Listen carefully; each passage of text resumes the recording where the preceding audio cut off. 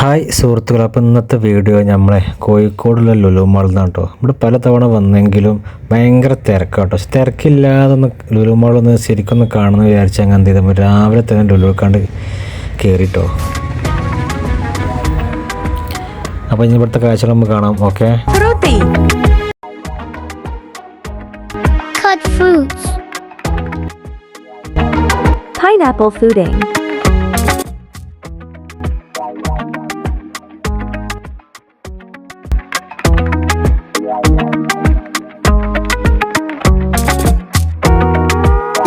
ഇങ്ങനെ ആക്രാന്തം കാട്ടാതെ മകളെ, മെല്ലത്തിന്റെ മകളെ.